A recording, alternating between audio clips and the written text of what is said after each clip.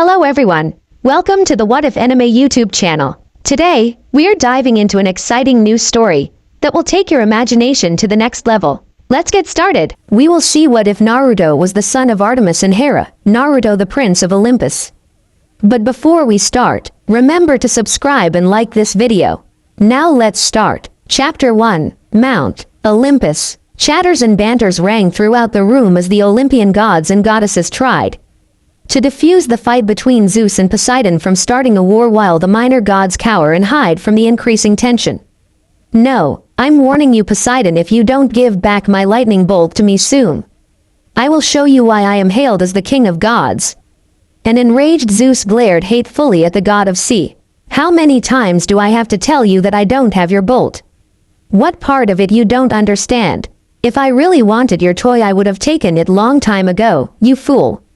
An equally raged Poseidon said while gripping on his trident, ready to strike at the king of Olympus. Why you, father, please stop this. The goddess of wisdom finally intervened before anything bad happened that would definitely lead to absolute disaster. Nothing will come out good if we fight. Ahem, I'm here you know, owl head. Shut it warmonger. If you don't have anything good to say dump yourself somewhere, you good for nothing. Hey, enough. I have decided if my lightning bolt shall not return to me by the end of the month, there will be war. The king of gods firmly said as he looked at Poseidon chillingly. Suddenly a black portal appears on the room and a figure of a man in a white robe and a hyena mask-like face came out. The menacing aura could be felt by all gods. They narrow their eyes at the unknown being nothing more so of Athena as she tried to analyze the situation but ready to attack if situation calls. The vibes from this masked man was more intimidating than Hades. The man glided in front of Zeus as he bowed lightly to the king of gods, showing a tidbit of respect, which helped to ease the tension and calm the other gods, especially Ares, and refrain from attacking. Forgive my intrusion Zeus, king of gods, this will be brief. I am Shinigami of Shinto faction. T.S. brought surprise looks from all the gods of what could be the reason the death god visit them personally. Although they don't have any bad history against Shinto, they are not in friendly terms either. You may be all wondering why someone a being like me doing here, but before I tell you, I brought you someone that will help you in the future. The Shinigami snapped his fingers. A young adult appeared in the center. He was clad in night pajamas as he was obviously taken from his home when he was asleep. A smile adorned on his cute whiskered face, mumbling something while scratching his butt. The gods chuckles lowly at the show except for Artemis, due to very obvious reason. That's utterly disgusting. Why did you bring a mortal boy, Shinigami? A wicked smile crept on Shinigami's face and sent shivers to Artemis' spine. That milady, because this young man will play a pivotal role to the upcoming war, and I am not talking about the war between your king and the god of seas. His name is Uzumaki Naruto. Anyway, it will be all your decision if you want him to be part of it or you can send him back to my realm. The Shinigami flicked the air as the portal opens and ready to leave. As a token of my goodwill, take this. Several small orbs materialized in front of Zeus as it rested in his lap. What are these orbs supposed to be? Take that as your reference and source of entertain me. As I noticed you all are seemed tense. Have a break once in a while. Oh, by the way, be sure to let him know this before you look inside the orb, and whatever you will witness today will never happen in this world's future, as it only happened in alternate world, the death god said as he vanished through the portal. The gods stayed silent for several minutes until Apollo broke the ice. I think we should wake the kid Pops. The rest of the gods nodded in agreement. You are right. Go Artemis, wake him up. Huh, why is it me? Apollo did. Zeus gave her daughter the look as she groans and went to the young man while giving an evil look to his twin brother. The said god of sun laughing nervously, trying to avoid the look his sister giving him. Hey boy, wake up, nudging the boy with her feet. Let me rest, Sakura-chan. I'm still tired, don't tell me you want more of, moaned Naruto. Artemis never want to end his sentence, slugged Naruto in the face as he slammed through the massive door. Apollo inged at the sight. Ooh my, that looks nasty. I'm so dead. Damn me and my big mouth. Note to self. Do not tease sis, whispered to himself. What the hell, Sakura-chan? That hurts. You know, I was just kidding. Naruto's eyes widened looking at the beauty in front of him. Whoa, beautiful, this game tick marks from the moon. Goddess and chuckles from Hermes, Apollo, Aphrodite and surprisingly Athena. What did you say, mortal? Artemis hissed in annoyance as Naruto finally snapped out of his trance as he saw a fist coming to his face. He sidestepped and ready to take his kunai to Defa. ND himself when he realized he was not in his home. He slowly turned his body and his eyes nearly bugged out of their sockets at what he saw. Before him the Olympian gods and goddesses were looking at him like he was an ant. Well, at his own perspective since he was small compared to the gargantuan beings seated on their thrones. He gulped hardly trying to come up with words but nothing came out. Okay, calm down, just calm yourself. But fuck it, where the hell am I? Am I dreaming or what? Naruto nervously thought while looking at the giants in front of him. Finally his voice found his way into his mouth, greeted in awkward way. Hi, dunno what's supposed to say, must be good to be big nay. Oh great, I feel like an idiot for saying that. Damn, Kurama help here, but before he continue his rant in his mind. Zeus finally speaks, visibly amused to the boy. Be at ease young man, we are not going to hurt you. Well, she did. Giving Zeus a blank look while pointing at Artemis. The goddess ONLY scoffed at him like his existence disgusted her to no end. What you want more? Naruto shook his head rapidly as he don't want to be the receiving end of that nasty sucker punch again. The hell with her problem. He muttered to himself. The Queen of Olympus finally had enough of the insanity of the situation and speak for the first time since the whole ordeal started. You go back to your seat, Artemis, leave the kid alone. I don't want to see more fights, am I clear? The goddess reluctantly agreed and went back to her throne. As for you Uzumaki Naruto, as knucklehead as he is, Naruto cut in. You know me. Wait, who are you people and where the hell am I? But before Hera could answer, Zeus beat her to it. We are gods of this world. I am Zeus, the god of thunder and sky and ruler of the gods. The death god of your world brought you here for what reason is we don't know. He only gave us your name, he said, keeping the little info the Shinigami told them. Shinigami-sama brought me here. Okay, so I'm no longer in Konoha. Fucking great. Hey Kurama, you seeing this? Kurama, Naruto murmured while marveling the place, also curious why his partner was silent about this.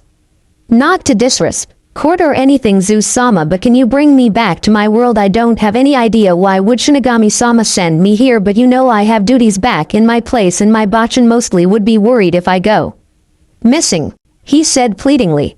You don't have to worry about that, young man. We can send you back but not until we see what's in this orb, Zeus reassuringly said to Naruto. He can't help but feel attached to the boy. It seems something connecting between them.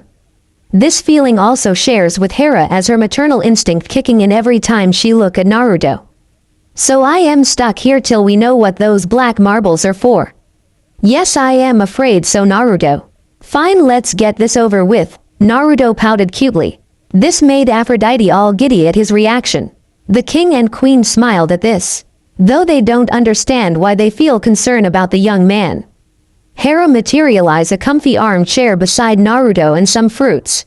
Go have a sit, Naruto, so we can start this now, Hera gently said to the boy and nod to Zeus to do what he has to do, and the god lift an orb and smash it with his powerful hands. The shards of the orb sprinkles throughout the room and massive monitor appears in the air. On the screen it says, "The Prince of Olympus." Now that says a lot, don't you think, Pops? Zeus could only watched in silence, looking stern while inside fidgeting by the looks his wife giving him. Quote, ... alternate world means other me, he only said, trying to calm his heart since his wife didn't stop staring at him. Mount Olympus, the central of godly world, hovering above the current heart of Western civilization. New York City. This was not just the place where gods and goddesses gathered to have their yearly meeting every winter solstice. The mountain was also called Paradise, with golden buildings and happy people.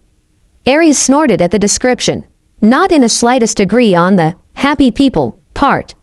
This is friggin' awesome. Can't wait to slap this on Sasuke Tem's face. Naru, to thought excitedly said while most of the gods silently disagree at how they describe Olympus.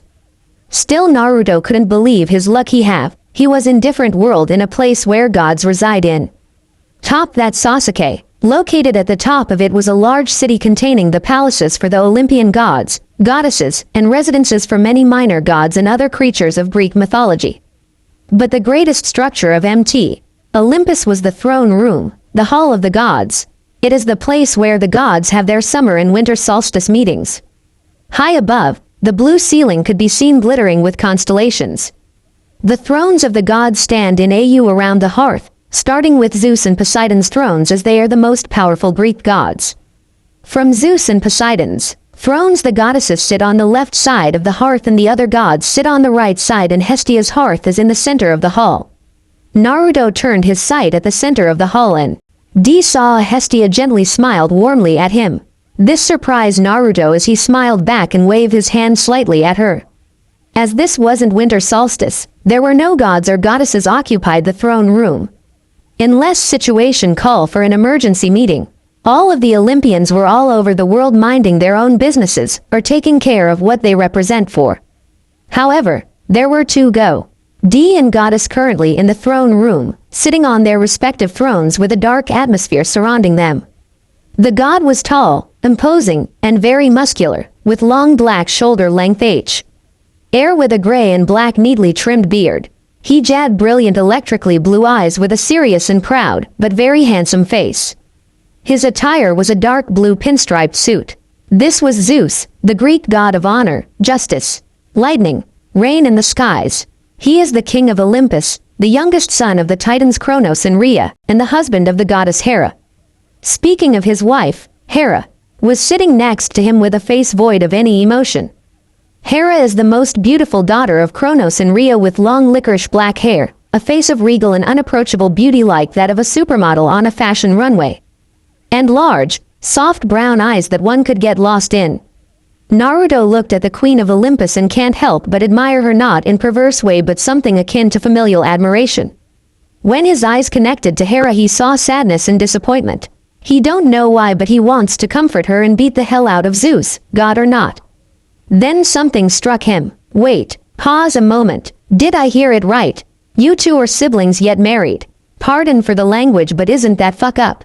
The son and daughter of Rhea and Kronos gasped in shock while Poseidon a bellowed laugh. Bwahahahahaha. I like this kid, can we keep him? Demeter and Hestia felt a little embarrassed for their younger brother and sister and looked away. The former though felt GTLE upset when she remembers the damnable Hades and her dear daughter. In Underworld, why'd I suddenly feel like I'm so blessed to be here? Hades said while torturing some unfortunate souls. Back in Olympus, did I say something wrong? Naruto, hoping he won't anger the king of gods. He still want to be Hokage for Kami's sake. This boy has balls of steel, never mind father, but to say that in front of Hera. Oh, Hermes chuckled. Hera sighed and explained, you see, we gods are not bound to human morals, and it's not also frowned upon by us. Briefly flashing a smile towards Naruto, but they could see blush on her beautiful face.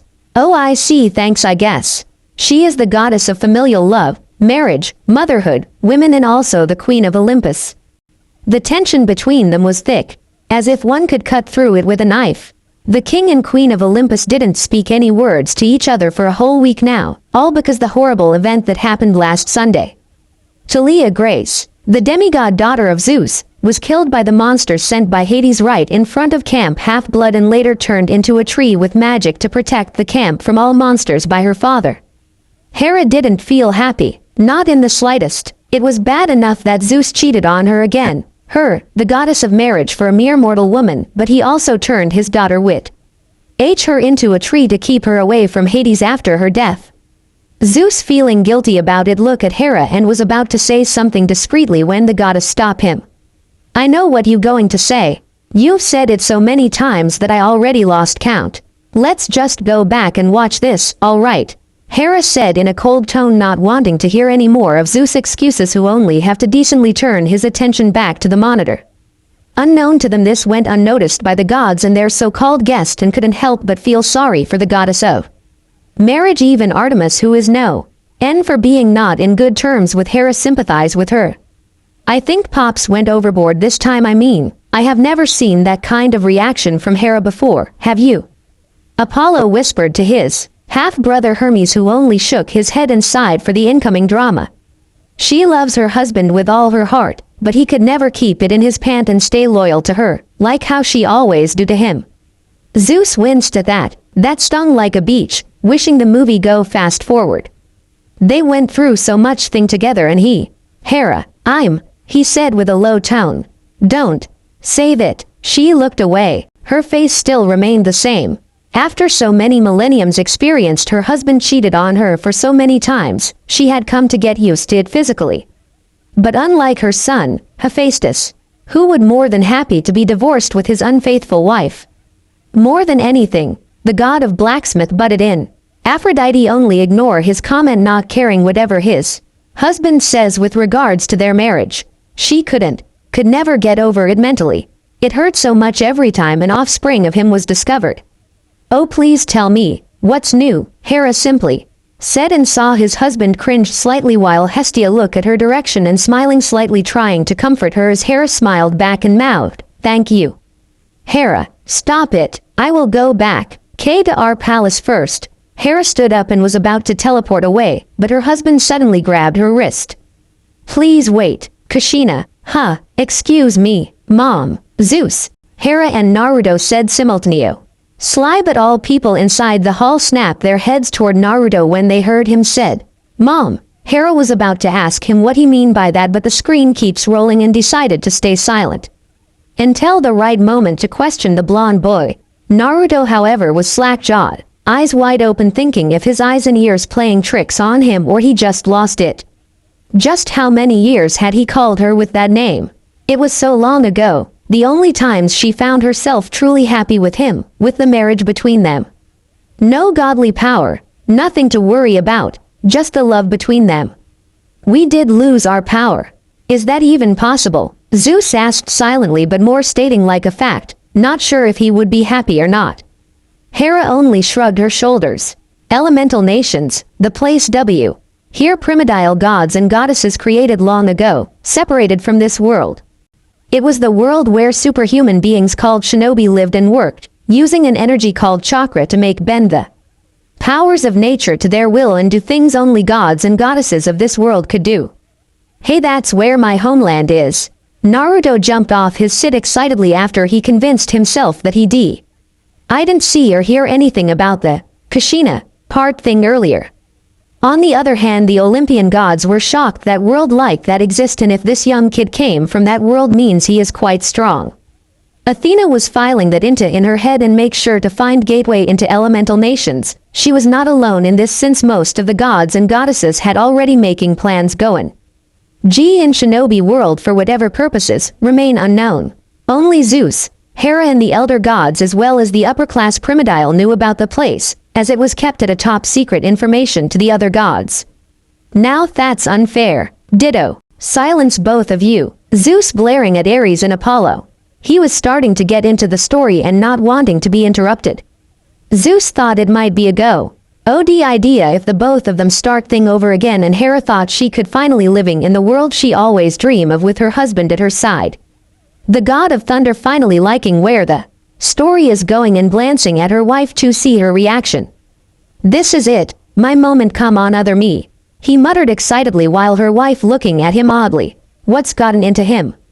She thought, with the help of the fates and Hecate, goddess of magic, they were able to create an artifact body, able to hide their godly aspect as well as the power. Literary became completely human and reincarnated into elemental nation. The both of them thought it might be a good experience in order to strengthen their relationship. Z's was a boy named Minato Namikaze. His black hair changed to blonde, and features changed as well to match the appearance of the people at Elemental Nation, but he kept his brilliant electric blue eyes.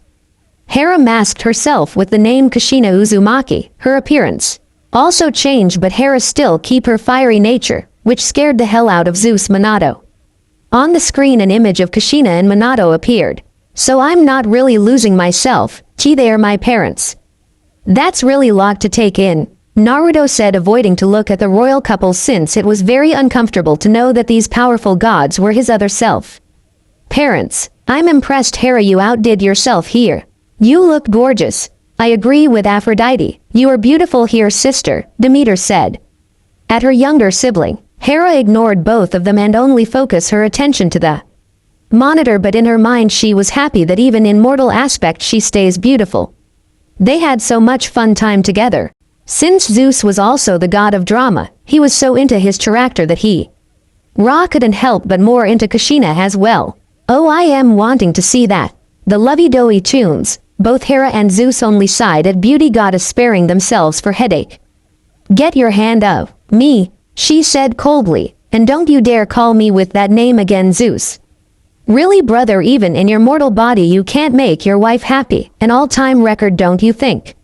Poseidon mocked. Zeus glared at him with so much hate. "Damn it, when is this going to be over?" He whispered to himself, contemplating whether to destroy the TV monitor or not. Everything came with a price, the fates had warned them about it. But the two couldn't aware of what would happen there. They had a son there. His name was Naruto. He was no god, just a boy who Hera bared and birthed in the traditional way. The first time in her life, she felt so much price from her child. He was so perfect to her and Zeus. "Who wouldn't be?" Hera said softly. Naruto heard it, blush slightly. The Prince of Olympus, now everything's starting to make sense. This boy, Athena looking critically at the screen while taking a quick look at Naruto time to time, who still remained silent. But everything was ruined the same night, just because she chose to be Kushina Uzumaki. "Hera, please, I'm sorry," Zeus said, also standing up. "I can't just let Talia like that fall into the hand of my brother." "Then you shouldn't bring her to this world in the first place, Zeus." Hera turned around, her beautiful brown eyes radiating with power. "It was all your fault, your fault." She raised her voice a little. "I know, if it not for you, nothing is going to happen. If it not for you, I wouldn't be hated by most of the Olympians, thinking that I am nothing more than a demigod's hater." She pushed him with each words. But Zeus just stood there, listened to her every words. "If it's not for you, Naruto-kun would still be alive." She fancied with a massive hit on his chest, nearly breaking his godly ribs. This raised curiosity to all gods. They know even Zeus is not a very good husband, but as father he can be responsible and he love all his children despite of some uncalled decisions, so seeing him the sole reason his mortal son was dead was really mind-boggling. Hera, however, not sure what to feel at this point, especially when she looked at her alternate son. Her beautiful son was dead the same day he made the first cry. A creature whose power rivaled Typhoon, Olympus, Destroyer, could kill her and her husband's human aspects, but it couldn't kill their godly nature. So instead of themselves, humans' souls went to elemental nation's underworld, while the artifact body with a soul named Minato forever stuck in Shinigami's gut and suffered the worst kind of pain. When the two returned from the death and asked for Naruto, their son, so they could bring him to this world and raise him as he was the new connection of Zeus and Hera.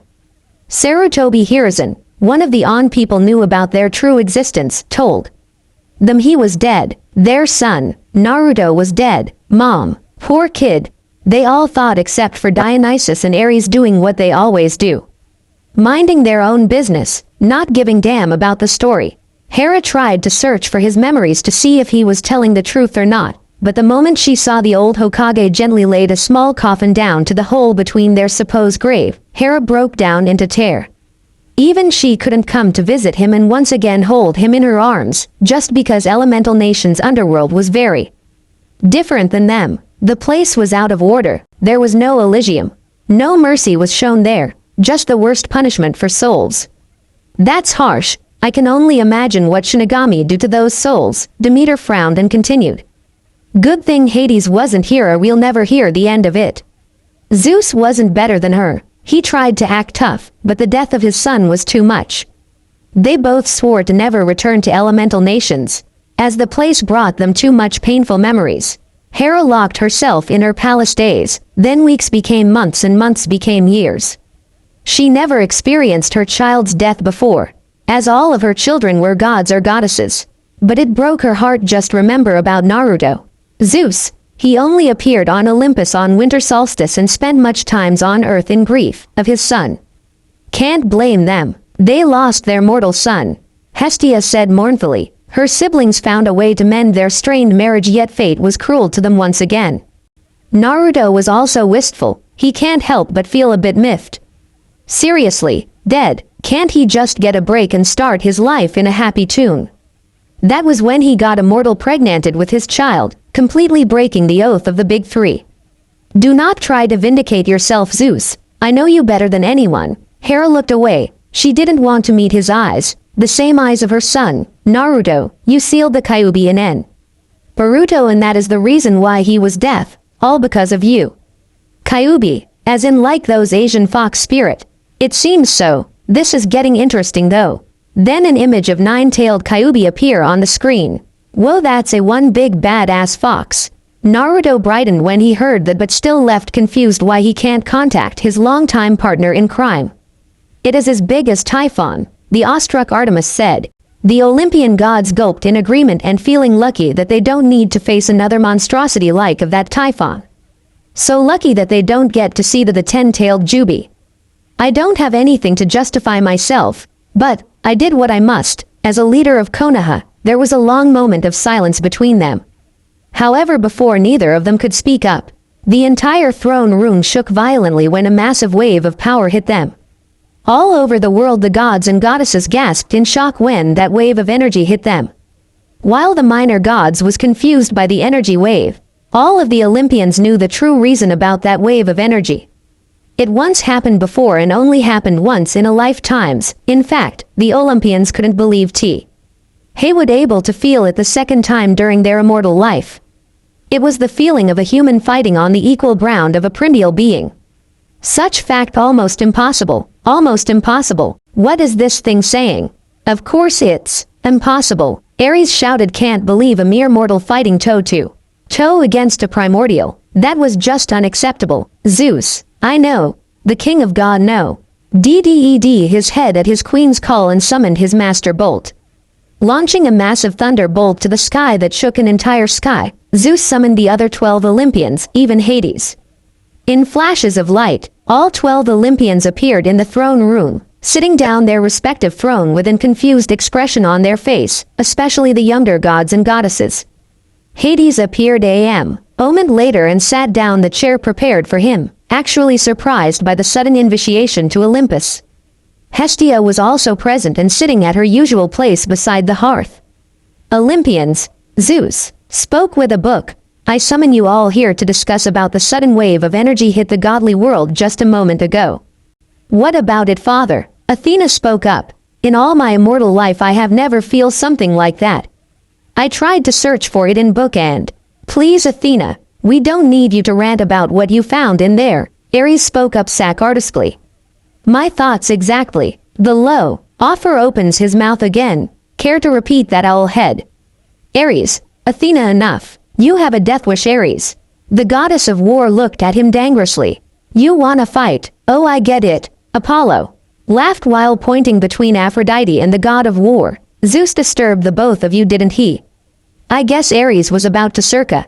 Naruto was blushing madly at that, trying to erase that part out. His head while Ares smirked and Aphrodite grinned at Apollo, who pouted like a kid. Ah, you're no silent. Zeus roared, making all voices in the throne room disappeared. Good, then listen carefully. What you felt just a moment ago was the alerting energy, only appear when a human fighting on the equal ground against a primordial being. Almost every jaws in the room were dropped down to the ground in shock. You're kidding, Father. Athena was the first Olympians to regain her cool. You're kidding. No mere mortal could fight against a god, let alone a primordial being which could be even stronger than gods themselves. Just like I said, we heard you the first time, Ares. No need to repeat yourself, it's getting irritating, Athena murmured. You got problem. A sudden spike of aura stops the two gods and saw Hestia. One more word. The goddess smiling sweetly in an almost intimidating way, not even sparing a glance at both gods fighting. The two caved in, not wanting to aggravate the kind goddess any further. Apollo, as cheeky as he is, find it funny. Whoa, it only all takes Hestia to shut these two. That's so rich, haha hey, he chuckled. My words are the truth. I swear it on the sticks. Thunders rumbled outside and even most of them didn't admit it. They hoped Zeus was punished by telling lie, even though it couldn't happen due to his position at a godee. Now, as I was saying, His wave of energy only appeared to alert the immortal whenever a human have power to fight against someone equal, or even powerful than them. We still don't know much anything this mortal or the one he was fighting. But that mortal can become a dangerous threat to us if we don't do something about it. Iris, show us. Zeus sat down to his throne and called out El Pudli to the goddess of rainbow, and make sure no one can see us. A thin mist appeared at the middle of the throne room and the screen of different place slowly appeared inside. A humanoid figure then slowly made itself clear within the mist. At first it was just a shadow figure, but slowly they could see how the humanoid figure truly looked like. No, they all heard. Hera gasped in shock. Even Zeus dropped his master bolt and stood up from his throne in shock. It can't be, Zeus muttered. Anyone but her. Naruto, having an idea who they were talking, but remained silent but looking closely at the screen. The person within the iris mist was a woman with extremely beauty, with extremely long, sweeping white hair that touched the ground. Most noticeable were two horn-like protrusions which stuck out from her head. The woman had abnormal white eyes, with the veins around her temples became noticeable, and she also had a third eye on the center of her forehead, that's eyelids parted vertically. Her eyebrows were cut very short, a symbol of nobility, and she wore a dark shade of lipstick on her lips and a dark shade of nail polish on her long fingernails. She wore the transitional high-collared Haim kimono, which was adorned with intricate lines that are gold and purple and tomo running down the center and edges of the gown. Kagaya Otsutsuki, Zeus muttered in absolute horror. Now, the other children of Zeus also recognized her as well and was looking at the mist in shock. Athena saw Naruto narrow his eyes when Kagaya appears. This made her curious if the boy know this being. Do you know her? She asked. Well, I did fight her couple of months ago, Naruto timidly said. What? That's bull, Ares. But, Zeus slammed his fist on the armrest. I've had enough of you. When say I stop, you stop. Do you understand? The god of war reluctantly nodded, but giving hate look at Naruto's direction. Father, who is she? Athena asked with a worrying tone. She had never seen the look of shock and horror on her father, wife and the other older gods and goddesses' face like that. Kagaya Otsutsuki, the first human who ever became a primordial by eating the fruit of world tree, and she became the primordial goddess of rabbit. Standing at the equal ground as the other primordial gods and goddesses, Poseidon informed them, making all widen their eyes in shock, even the fighting-loving war god like Ares. However, since she was not originally an immortal being herself, Kagaya Otsutsuki had grown despotic and developed both a god complex and messiah complex. More or less she became mad with power. Then an image of Kagaya Otsutsuki in her regal form appeared in the screen.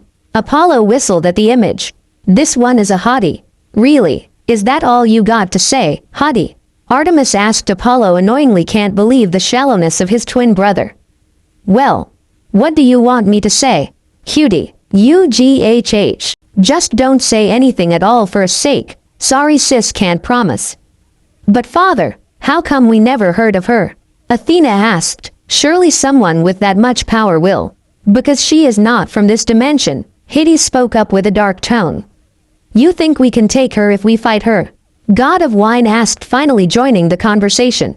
I doubt that. We're talking primordial here and we have yet to see her abilities, Athena said. Makes sense. All question then disappeared from the Olympians. When suddenly a flash of light appeared next to Kagaya, with energy-like claws formed around their hands. The person used it to cut away one of the goddess of rabbit's hand. Quote. He was the coolest guy. The person shouted before disappearing again in a flash of light, so fast that even the fastest god Hermes couldn't be able to follow him. I don't like how they pointed out that. Hermes frowned. Zeus. Hera called out for her father in absolute shock. That technique just now looked exactly like Hiroshine. The lighting god muttered, but only his wife could hear him. It was Hiroshine or something akin to that. Zeus could recognize the way it anywhere. Hiroshine. Did I create that one? Zeus asking himself as he looked at blonde boy who was so focused watching the fight. The person reappeared behind Kagaya and delivered a roundhouse kick to her back, sending her flying before pulling out two black sticks from the black orbs leviating behind his back, throwing it toward the limp arm of Kagaya on the ground. stabbing through it like he was doing it to keep that arm immobile. They finally got a glimpse of the mortal who was fighting Kaguya head-on, which made Zeus and Hera gasp in total shock. The person bared a striking resemblance to Zeus, once human disguised with blonde and spiky hair. However, his eyes was orange instead of brilliant blue and greatly resemble a cross at his pupils. However, his face was almost like Kushina Uzumaki, Hera's human body with 3 black lines on each cheeks. He was wearing what looked like a yellow, energy coat with a black bodysuit underneath. The bodysuit covered his torso, reaching down his arms to his knuckles, and down his legs to the point just above his sandals. He also had a pattern of 6 magatama around his collar. Sasuke, out of the way, it seemed that he wasn't the only one who was fighting her, as there was another boy who covered his entire body in a thick, purple-like energy in the shape of a gigantic warrior samurai with wings. How are these humans capable of doing these things is beyond me, Athena shocked at the feats of these mortals can do. Yea, they are even stronger than any demigods, Apollo frowned. These shinobi is really something else. Quick Naruto, the black-haired boy shot himself out of the gigantic warrior and shouted. "Nah, Naruto, it can't be, it is impossible," Hera shouted with tears leaking down her cheeks. She was outright crying right now. The only persons who would name their child with the name of a ramen topping, which coming from a book of Minato-sensei would be her and her husband. "Yash, let's do this, guy," he shouted before in 9 puffs of smoke. 8 identified clones of himself appeared on thin air, circling around Kaguya with each holding a different kind of energy orb above them. But all 9 had the same wings of energy which greatly resembled the shurikens. Wow, Apollo and Hermes wolf whistle as the sight of the technique, while Ares was grinning maw. DLY because of the incredible thrill fight, who is this guy? It is like watching Hollywood action, supernatural movies here. The Rasengan. Zeus sat back down his throne heavily, he completed it. Zeus turned to Naruto. "Can you do all those things?" Naruto was surprised at the question but answered him happily. "Yeah, Ero Senin taught me, though took me a while to learn it, and it was you Imea. And other you my father who created it." Naruto shyly said, though his slip went unnoticed to royal couples, which made them a little happy, especially Zeus. Senpo. Cho Biju Recentrican. They show. UTED and threw all 9 Recentrican at the goddess of rabbit at once, creating a massive explosion that sent her flying. "Incredible," Athena said in amazement. "Are you sure he is human?" "There is nothing about what we just saw human. He is more than just human." Poseidon spoke up again. "I guess he is a shinobi, but I have never seen one this powerful since millennium ago." "Shinobi, shut your mouth, owl head. This is getting good."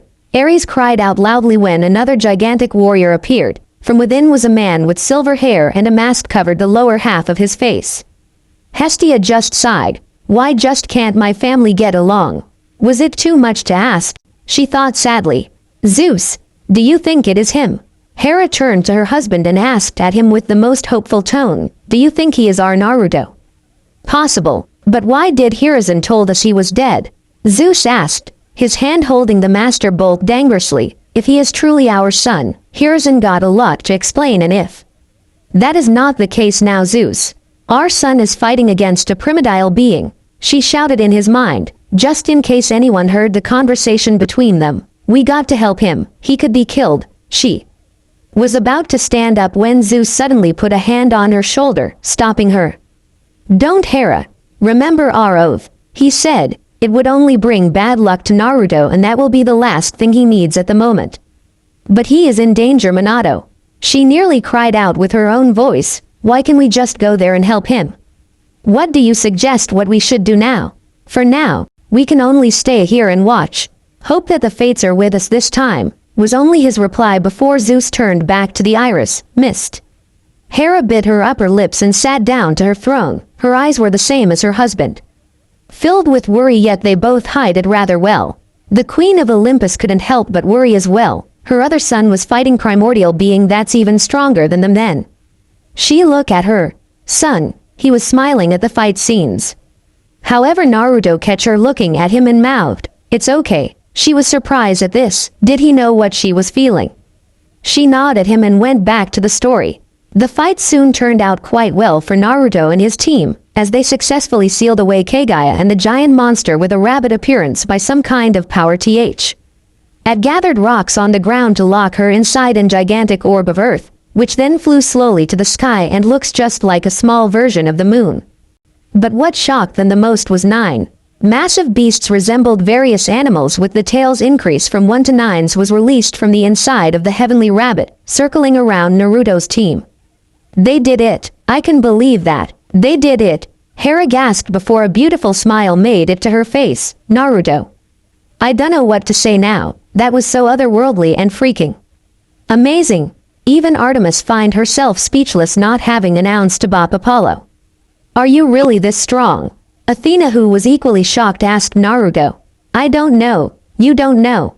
I guess so. Quote, don't you really? The blonde hero fidgeted at his chair, feeling naked the way the goddess of wisdom stared at him. It was like she was trying to decipher the very mystery of his being, and it's making him uncomfortable. Fortunately, Hera saved Naruto from hundreds of questions. Athena, that is enough. You can ask him after we get finished, Hera simply said. Naruto beamed at her and silently thanked her, whom Hera accepted wholeheartedly. Son, Zeus whispered. He was never this proud in his immortal life. Then they saw the blonde called Naruto turned back to normal, revealing his normal feature as well as his brilliant azure blue eyes just like Zeus. Walking to the limp arm of Kagaya, which now all of the Olympians could see something dark with a face, sharp teeth and all inside of the sleeve. Ew. Is that a blob? How can that thing exist? Aphrodite exclaimed. By the way, you didn't want to leave your mom, right? He asked with a slight smirk. Wait, what? Mom as in mother? The god of sun shouted outright, not believing the primordial beauty birthed a genetically wrong being. That was just so wrong in so many levels. Huh. Looks like your hottie is not as good as you think, Artemis smugly said, loving how his brother being torn in two. Why, you, the dark being muttered in shock. You have been hiding in the shadow all this time, but I noticed you. He reached his hands out and grabbed the arm. You're just a part of the shinobi's history I created so far. You are just a brat, you can't. Naruto's eyes hardened before saying. The shinobi's history was made by the lives of many ninja and their deaths. He then gripped his hand before pulling the arm off the ground and threw it toward the forming moon. A brat who can't even leave his mother's side, won't ever understand a thing about it. He roared. That is very wise words for such a young boy. Athena nodded her head. I couldn't agree more. Wow, shocker. I would be surprised if you don't agree. Apollo snickers, though stops when Athena glared at him. Shinobi, ninja, father, you have a lot to explain, she said after the 4 people and 9 beasts disappeared in flashes of light. The goddess of rainbow then made the mist disappeared, leaving the Olymp. Ians alone to discuss thing among themselves. Line break. Hera, wait, you can't do it. Zeus called as he followed his wife into the palace they shared together. The queen of the gods was in a hurry, acking every weapons and put on the armors she hadn't wore in a very long time. I'm going there, Hera said with a firm tone, stripping of the stunning dress she was wearing to put on a golden shirt, following by lightweight breastplate, and you can't change my mind, Zeus, not in the slightest. I know that you're worried for Naruto, but we just can't stomp into his world and say we're his parent just like that. Especially when you're intent to take him with you when you return. Zeus frowned. Remember our oath, Mira. Screw the oath. Thunder rumbled outside. I don't care the consequence, I will go there and take my baby boy back with me. But again, before she could teleport away, Zeus wrapped his arms around her to stop his wife. Hera felt pride at her other self. She knew she will do the same thing, standing at her own belief no matter what the consequences are. While Zeus felt different kind of pride, having sired a powerful and responsible son with her wife Hera the mother, he can never be happy more than this. Now he felt jealous at his other self. If only. Zeus and Hera sighed softly. Unknown to them, Naruto was feeling the same way too. No, they are not my parents, but, a teary-eyed Naruto whispered to himself. I'm worried too, Kushina, he said with a surprised soft tone for an almighty king of the god, using the name he called her while their adventure at Elemental Nati. Ons, but you have to think about his well-being first. You came there, and Styx will serve her punishment on our son because we break our oath. Do you really want that? But Hera bit her bottom lips, dropping the celestial bronze knife in her hands. What are we going to do now, Minato? I can't leave him there. 17 years without one of our sons was already too much for me, especially Naruto. Then, what are you going to do about it? Hera asked, turning around to face her husband. I'm going to ask one of my children, one of the Olympians, to come and get him. Zeus stopped himself before he could mention his other children with different women. Anger Hera now would be the last thing he want. Maybe Athena or Artemis, because they are the most suitable for the job.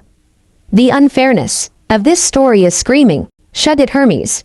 It wasn't like Hera got anything to say to change her husband's mind. His decision was final, and Hera too was afraid of the punishment Styx would put on Heir's son if one of them break the oath they both swore 17 years ago. Then they better bring him here unharmed. Hera's eyes then turned cold. What about the people that lied to us? Why did Hiruzen, one of the only people Minato could trust and reveal their true identities to, lied to them about their son's death? I will think about it, Zeus said, but when I finally got my hand on him, or anyone who related to this matter, they better have a good explanation to us, or else I swear on the Styx they will pay for taking the rightful prince of Olympus from us. Yay, get em pops, no one mess. Ed with Lil Bro, Apollo and Hermes said in unison as they thumbs up at Naruto, while Artemis only rolled her eyes at her brother's antics. So many idiots. End of Part 1, Chapter 2. Previously, that's it. Artemis looked at his twin brother face palming. Sometimes I ask myself how you become related to me. Thank you, sis. I know you love me, moron. Saving her nephew for major beating, Hestia intervened.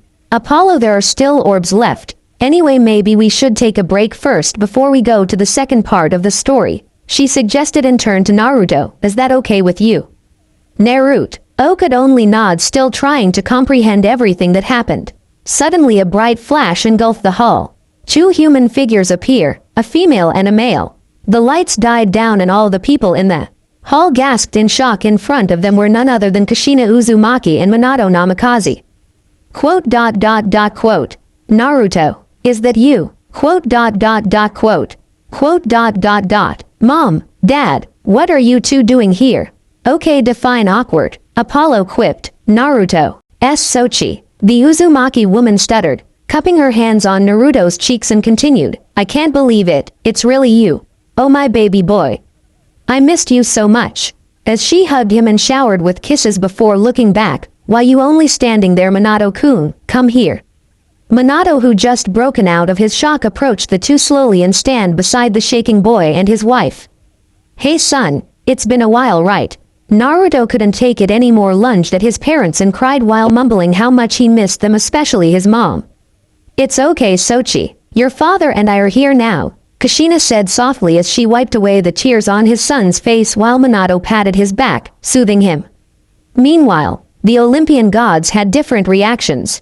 Some were touched at the scene while the rest were indifferent, but the most affected out of them were Zeus and Hera. They felt conflicted and a bit jealous to their counterparts. Hestia, seeing this, took a long sigh. She knew her siblings was actually starting to see Naruto as their own, so watching him reunited with his real parents stings a little. This will complicate things, as she looked back at the Uzumaki family.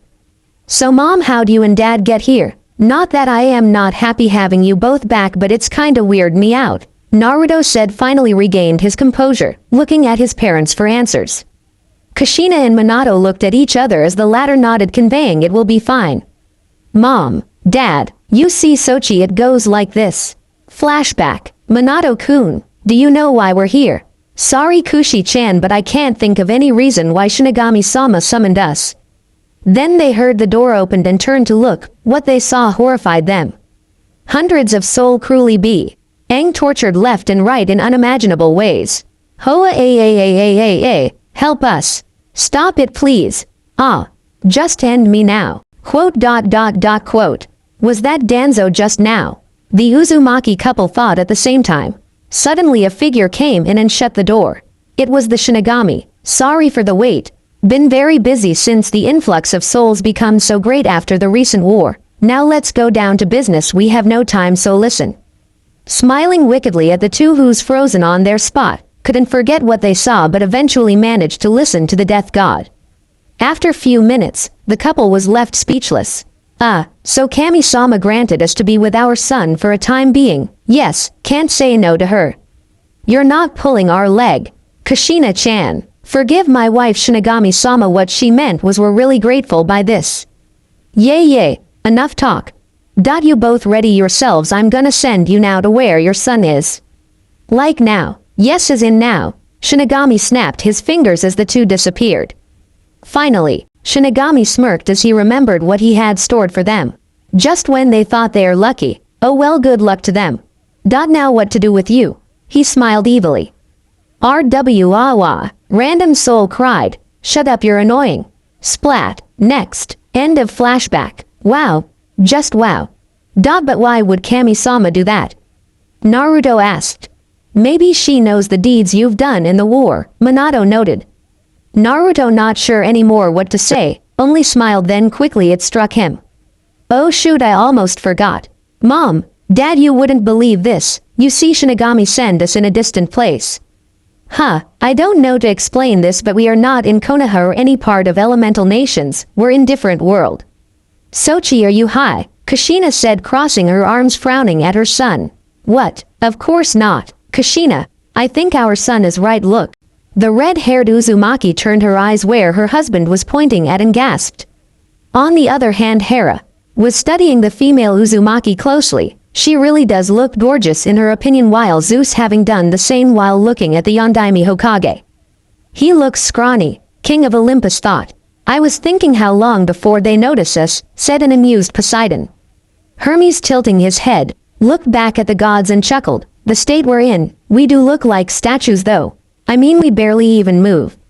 No wonder they paid no attention to us. This made the gods a bit conscious and righted themselves on their seats. However, Naruto explained everything that had happened to his parents, and the Uzumaki couple were shocked was understatement. Never in their wildest dream, no, not even during their crazy moments, will they find themselves standing in front of not just one but 12 gods. Plus the fact that the two of them who were the king and queen were their counterparts was mind-shattering. Then a cough broke out of their musings as they heard Zeus speaks. Welcome to MT, Olympus. I presume your son had already explained to both of you the current situation you are in. I know this brought a lot of questions, but it would be better if we save it till later so we can. Now proceed. Yay, we've already postponed it for 15 minutes. Come on, I'm all itching to know what happens next. Aphrodite pouted cutely. Minato, as the head of his family, willed himself and bowed to Zeus. Forgive you, Zeus-sama, if we took a lot of your time. Please, you may start now. The thunder god nodded at him, but before he crushed the orb, a white big couch appears next to Uzumaki family. Go make yourselves see. Comfortable, Hera said softly, looking directly at Naruto before giving a quick irritated glance at Kushina, who narrowed her eyes at the Queen of Olympus. Please, you may, husband. Zeus nodded at her wife and smashed the orb. Finally, he added. Why do we hear again? Artemis, the goddess of the moon and hunt, asked with a rather annoyed tone, looking around the throne room to ask for the answer she rightfully deserved. Sis, it's you. Does that surprise you? No. Then shut up. This morning, when she was about to wake her hunters up and start a new day of hunting, maybe turning a few males into jackalope just for the fun of it. Cough, power tripper cough. You say something, drunkard. Dionysus shook his head negatively but snickered silently. Just a question, sis. I swear this is legitimate. Does it always have to be a jackalope? Why not try a hippo or an insect like roaches? You. No saves you trouble. Apollo cut in but shuts up when he saw the heated look at him by Artemis. Cuss. Hina covered his son's eyes while Minato covered his ears, while both blushing madly at the display. Have they no shame? The Uzumaki matriarch thought, looking at the god of war and the goddess of beauty in disgust. It disgusted her to no end. Artemis wanted nothing more than launched a knife or maybe an arrow to the place where her brother's chariot couldn't reach, more or less to both of them. You come and try, Ares dared. Why you so mean to me, sis? Apollo asked in overdramatic tone while the said goddess of hunt ignored both of them, but you could see a satisfaction grin on her beautiful face. Looking at the Olympus infamous lovers, but Aphrodite not liking what she said and asked. Are you comparing me to a whore? Are you not? Oh ho ho ho. Damn, that's brutal, Hermes butted. Aphrodite gritted in anger and couldn't make a comeback and looked at his lover expecting him to defend her, but he just waved his one hand in airy dismissal as if not caring at all. "This hurt," asked the goddess of beauty and stayed silent. Aphrodite's supposed husband, Hephaestus, who was tickling with the machine on his lap, was outright ignoring them, like they was just the morning sunlight he have to see every day. Really, she pitied him, but women like Aphrodite was the cause why men looked down on the rest of the women population. Aphrodite, not wanting to see any more of the insults thrown at her, just looked down, finding the floor more interesting. Naruto, however, saw this and saddened by the fact that this has become normal thing to happen. Couldn't they be more little sensitive to what they say? It's like TS part of their godly beings to throw cheap shot to their own family, and to think this is his other self's family made him scowl even more. Dionysus was reading a wine magazine while drinking from a Coke of can. It looked like he was still affected by their father's punishment on him. Demeter was ranting about cereal again, and the only Olympian who patient enough to sit down and hear her out was Aunt Hestia, her most favorite goddess. Hestia smiled warmly at her niece while Artemis grinned at her but grimaced as she saw the next clip. Her childish brother was talking with Hermes about the women they met in their immortal life, which disgusted her to no end. Poseidon was minding his own business, maybe thinking about Atlantic and his people. Surprisingly, Hades was so present here with them and was sitting on his usual spot, closing his eyes and thinking about what for all she cared. She didn't hate Hades, or she hated him either, it was just that his presence here other than winter solstice in an emergency meeting wouldn't be something good. Speaking of Hades, why is he not here? Demeter asked. He said he has better things to do than watch some boring flick, Hermes replied. Or maybe busy giving you a grandchild, he added in afterthought. The only Olympians she was comfortable with was Athena, since the both of them share many things in common, but Curry. NTLY, the goddess of wisdom, was reading a book she took from the Library of Gods, which definitely about elemental nations. Athena thought about it and planning to drop by on her majestic library to if there's a book about the shinobi world. It would be a lie if Artemis refused to accept that she didn't have any interest in the place. Based on Zeus' words, the book Athena was holding was one of the many books written about elemental nations, belonged to Hera herself. It seemed the couple visited the dimension before and brought back with them a few books about the world, to prepare for day they informed the council about said dimension. So they did come to our world, Minato said flatly. It's cool, isn't, Mom? I think you and Dad are the most badass parents ever. Thank you, Sochi. Kushina chuckled at her son's antics and kissed him on his head, not noticing the disapproval look directed to her solely by the queens of Olympus. That mortal, how dare she? Hera offensively thought. Kushina saw this, smirked at her and silently mouthed, sorry but my son, emphasizing the last part, which made Hera feeling annoyed even more at the female Uzumaki, while their respective husbands sweat dropped at their wives' childish act and gave out a long sigh. Women, they muttered. Hestia, seeing this, giggled at their expense. Hey Artie, enough with the Artie. Apollo's face was paled as a ost when a knife was thrown at him faster than his eyes could see. Fortunately, Poseidon saw it and used his water power to stop the knife before it could make a contact with the sun god's face. How about Emmy? Artemis took her knife and was about to hit his brother. Hey sis, easy. Geez, you don't need to reenact that part, you know. Well, Artemis, try not to murder your brother next time, Poseidon said with an amused chuckle, making the tentacle of water carry the hunting knife back to Artemis. Nice save there, uncle. Thanks, but don't expect us to save your skin every time you tease your sister. Can't help it, it's in my blood, right sis? Moron. What do you want, Apollo? Artemis asked, taking back her knife and strapped it to her waist again.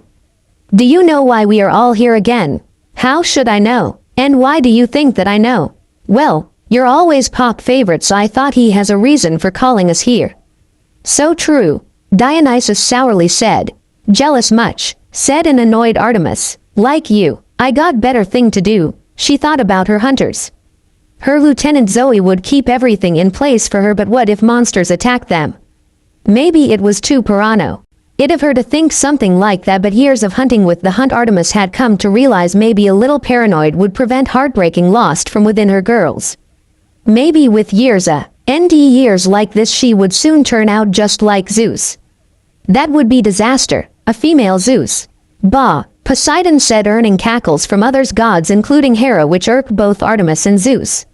Speaking out the king of God, the royal couple of Olympus appeared in the middle of the throne room in a lightning bolt, struck down to the ground in front of them. In front there Zeus and Hera stepped out. The queen looked a little distracted. Her perfect beauty that could even rival Aphrodite herself was totally ruined with blood spots underneath her eyes. Her hair was a mess and her white dress was messy and taken carelessly. Hera glared at her, challenging the red-haired mother. What did you just say? That's enough, Hera. The goddess of marriage relented on his husband's words before giving Kashina a harsh look, who only scoffed at her. As the rest of the gods thought the same thing. This woman has guts of a tiger. The Uzumaki father-son duo, however, thanking silently to all kinds of odds and deities, and felt a very deserving great sense of relief. Whoa, I don't know what to say anymore. Aphrodite got back to her throne and fixed herself, looking at the queen of God with pitiful eyes. You're a mess, Hera. But the usual short temple goddess didn't reply or said anything. Instead, she walked to her throne and sat down, lowering her hair and face. She had a nightmare last night, Abu. The day Kyubi killed her and Zeus' human body, but instead of Minato and Kashina, it was her and Zeus taking their place in order to save their son Naruto. It was just dream, yet so real. Minato and Kashina shuddered as they remembered that incident. Ahem, I will start the meeting them. Zeus spoke loudly with his usual booming and powerful tone after clearing his throat. It's about the boy we see last night, the boy named Naruto. What about him? Ares spoke up without thinking. Why do we have to be here for just a blondie with ridiculous whisker? Cheeks. Hera and Kashina vehemently glared at Ares while the said god only cowered in his seat. Who does this steroid-induced maniac think he is insulting my Sochi? Kashina sneered while listing ways to torture the war god with her chakra chains. Because Ares, he is, for once, the prideful king of gods, was lost for words. He couldn't just state Naruto as his son just like Ares. Because he is your little brother, you damn warmonger. Hera roared, making Ares and the rest of the council flinched under her sudden outbreak. HMPH, I can do better than that. Kushi-chan, please. Damn, not again. Apollo groaned, just like any other male gods around the room. Brother, Poseidon stood up with his trident radiating with power. You broke the oath twice. His voice was so angry that one could imagine a storm causing chaos on top of a peaceful ocean. Explain yourself. Not another demigod. Hades groaned, but he was also angry, very angry. Do you have any words before I tell the monsters to hunt him down? The whole council broke out in argument. Some said that the boy looked older than 16 years old already, so he wouldn't involve in the great prophecy by any chance, while the others, mainly Ares, said that Naruto was too much of a threat for his power, which rival a primordial being himself, so he would need to disappear before he became a threat to Olympus.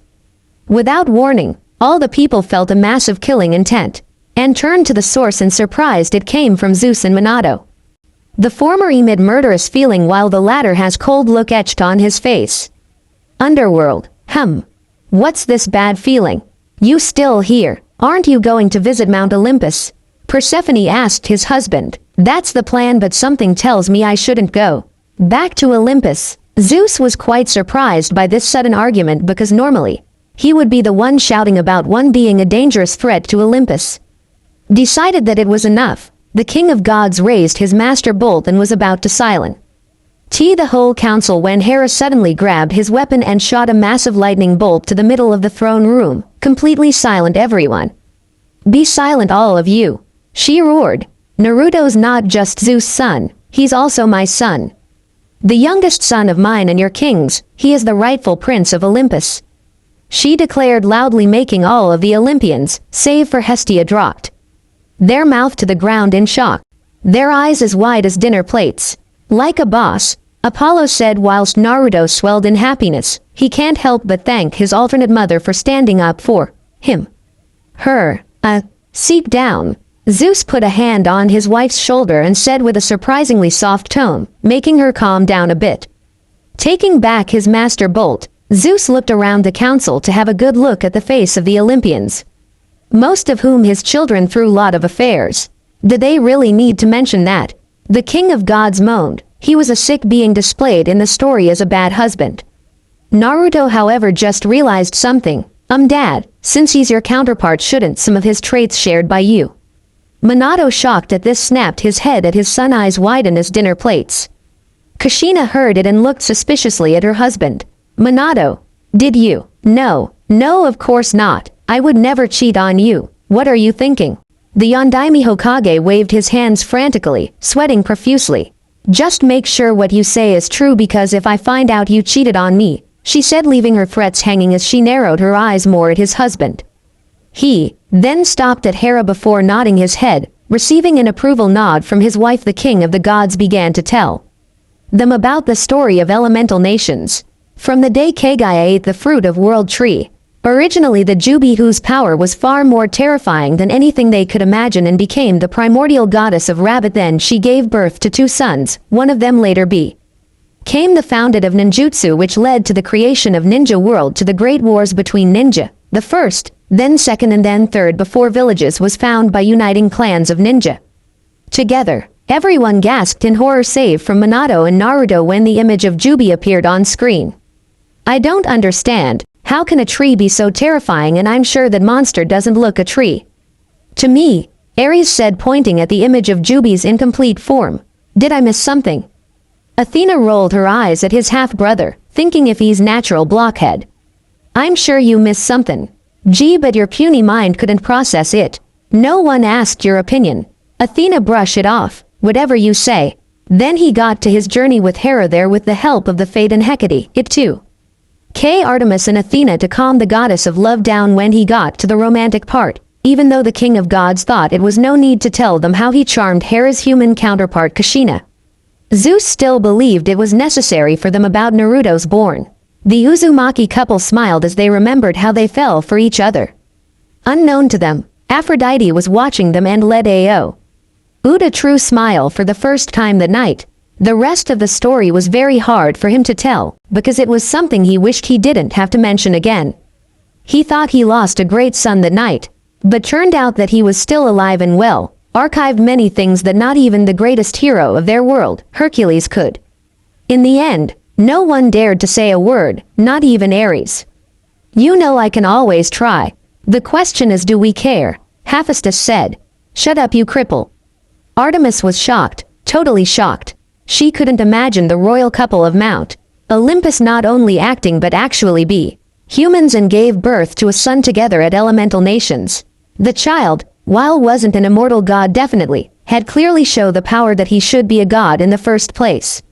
Artemis still knew very little about the power of these shinobi, but she was sure that kind of power couldn't be found on someone else. Of course, that's how cool and different we are, Naruto oddly said, but Kushina bopped him in the head. Mom, what was that for? That's cutting your train of thought. Minato, seeing his son confused look, explained him. Son, different does not necessarily mean better, you get what I mean. Naruto nodded and felt hitting himself for being arrogant. And Prince, why would they call him Prince? I wonder too, the moon goddess said. Aphrodite gave an incredulous look to her rival. Why would you act so stubborn, denying something that is obviously true? She asked, but more likely a statement. But Artemis wouldn't have any of it, replied, why do you care? Mind your business, will you? While he might be the youngest in all of Zeus and Hera's son were abnormal, wouldn't that make him another abnormal? Artemis, okay, that could have worded better. But my other self do have a point. After all, prince or not, he is male. Naruto was getting angry of how Artemis' counterpart think little of him. That woman has lot of issues, he said so. Early, whilst his parents nodded and murmured their agreement. It would be much easier to show you our memories, but it will take a lot of times to watch. Zeus continued, announcing loudly, now we get back to the reason I call you here. As we already swore to the Styx to never return to elemental nations, we can't go back to the place anymore. Both Hera and I had agreed that we should have at East 1 Olympians go to that world to bring Naruto to his rightful place, here at Olympus. Let's me go, father. Ares jumped in instantly, thinking about the opportunity to fight Naruto far sooner. And he planned. I will bring little bro back to Olympus, he finished with a bloodthirsty grin.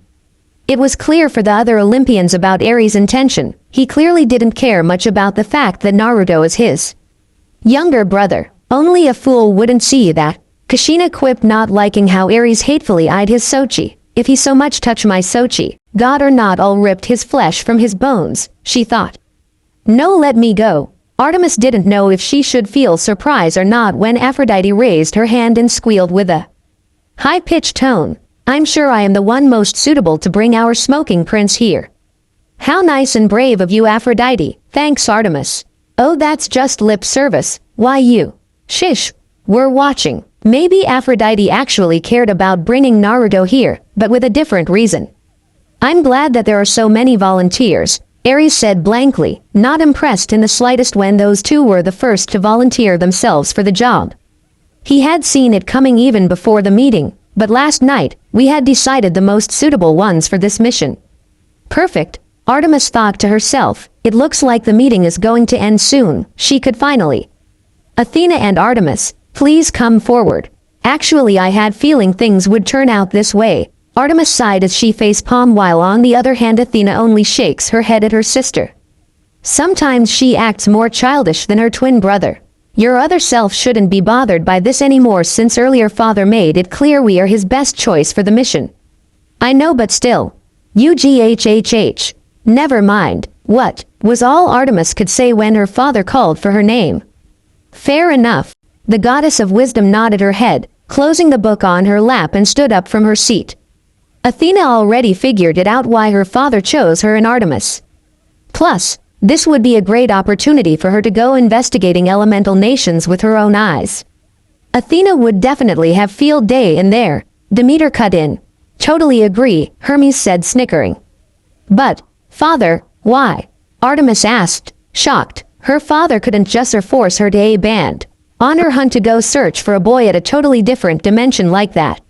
Artemis, you have the best tracking skills. Finding Naruto won't be too much of a trouble for you. Good luck with that. Naruto smirked, however Artemis heard it. You seem so confident with your skills, boy. Naruto shrugged his shoulders. Just telling truth. Sochi, remember what your father told you? Yes, mom. While Athena is currently the Olympians has the most knowledge about elemental nations other than the elder gods, so you two are the most suitable ones for this mission. Excuse me, father, but I don't think I will. My decision is final, Artemis. Zeus cut in with a dead serious tone. If you're worried about your hunters, bring them with you. You and Athena should go prepare as quick as possible. What? There's more like her? Naruto asked, pointing at the goddess of hunt, while Apollo chuckled. You know, have idea, kid. If there is nothing more to ask, council dismiss. The Olympians all stood up and flashed away. Save for the royal couple of Olympus, Athena and Artemis. I will go prepare. I will meet with you later, sister, Athena told Artemis before flashing away as well after. Receiving a forced nod from the immortal huntress, Artemis was about to stand up and reason with her father again, when suddenly Hera walked up to her and shockingly kneed down in front of Artemis, taking Artemis' hands into hers. Quote. Whoa, now that is something you don't see every day, Aphrodite commented. That is so refreshing to see, sister, Poseidon added. Hera had an impassive look, but you see a little twitch on her eyes every now and then.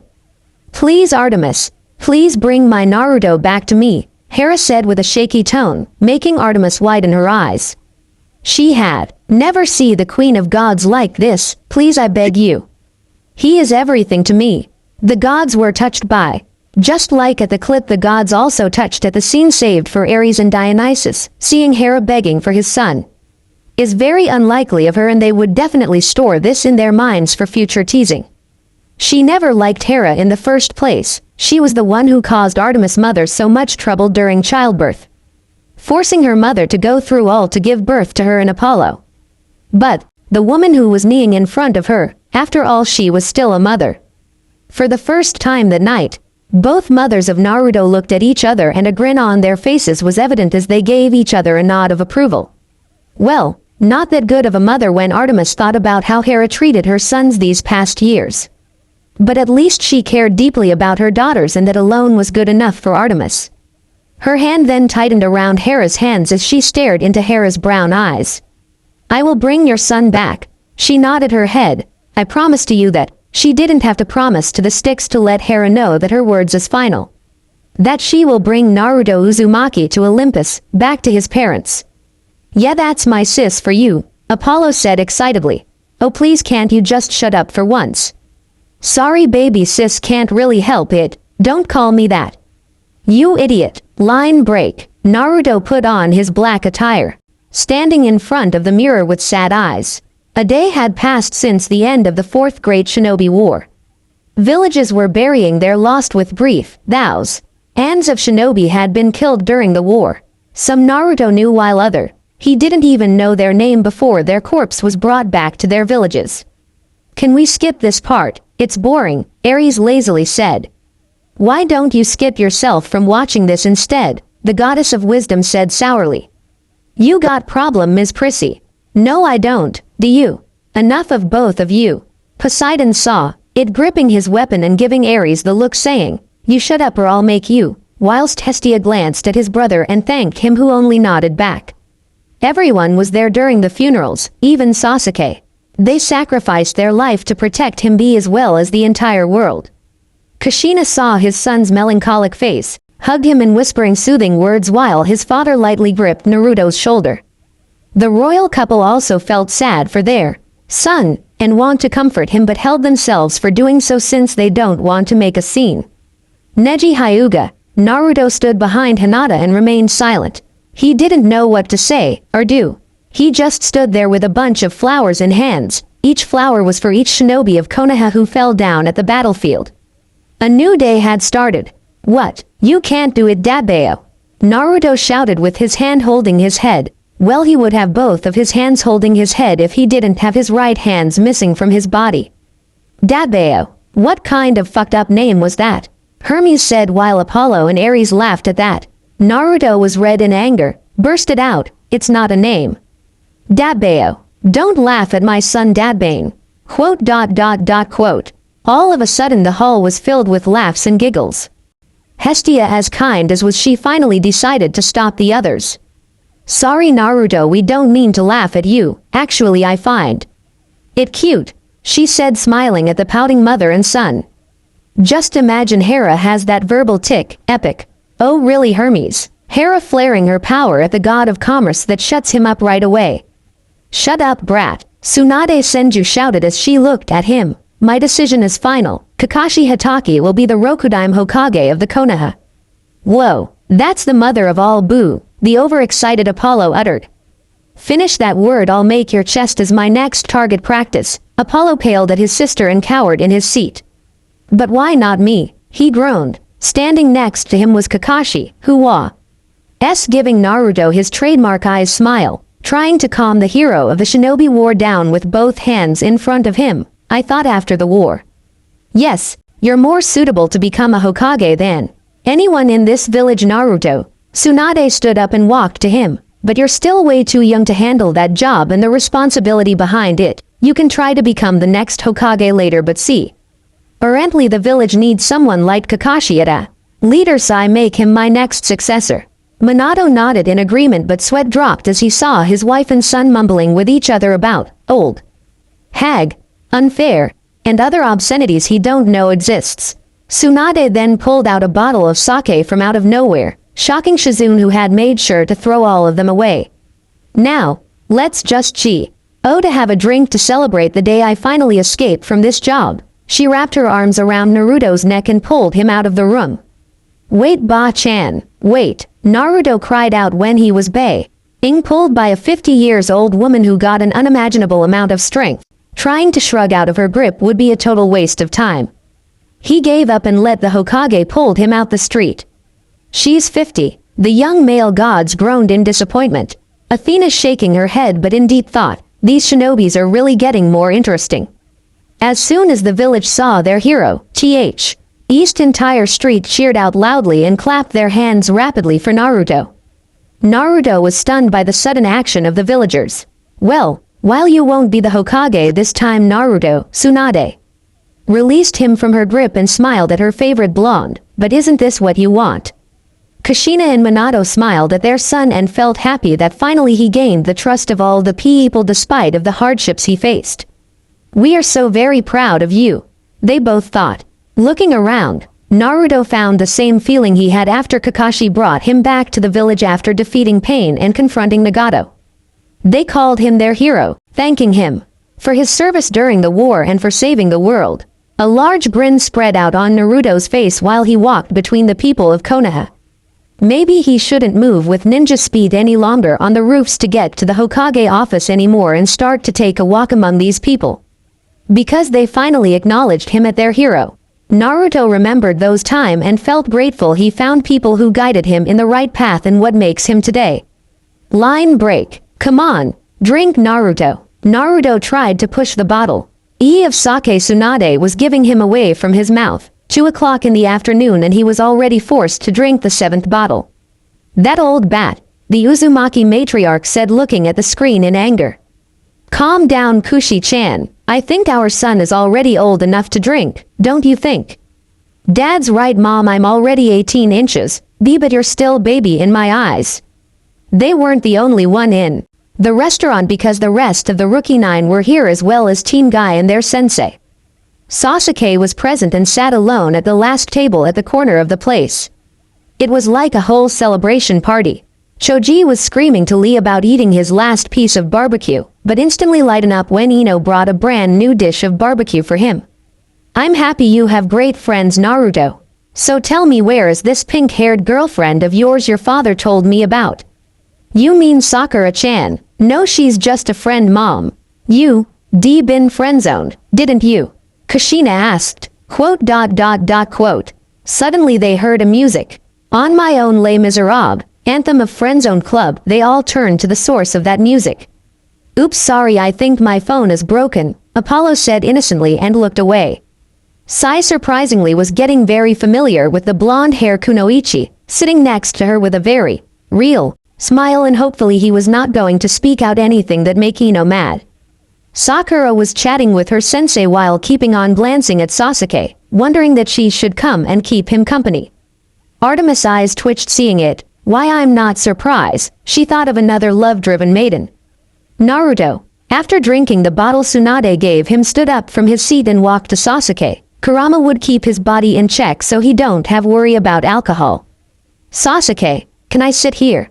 He asked, sitting down the seat opposite of the former missing nin. How is your arm? He asked after having a nod of approval from black-haired Uchiha.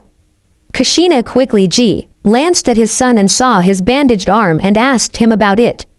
Naruto told her his fights with his best friend, Sasuke, how he convinced him to forget his revenge and go back to the village and his artificial arm. After they heard all of it, Kushina and Minato, even Zeus and Hera, swelled in pride for his son and thought the same, that he will be one day a very good leader. The same as you are, Sasuke replied shortly. Well, Ba-chan said she is making prosthetic hands for us. Naruto nodded. From the Shodime cells, I think, so you don't have to worry about not being able to make hand seals anymore. I don't think I'm going to stay in this village for long, Sasuke said, surprised Naruto. Naruto frowned at that. Hey, don't tell me you're thinking about becoming a missing nin again. He turned his head to Sakura and said with a small smile, there are people who will be hurt if you leave again, you know. What about you, Naruto? What are you going to do now?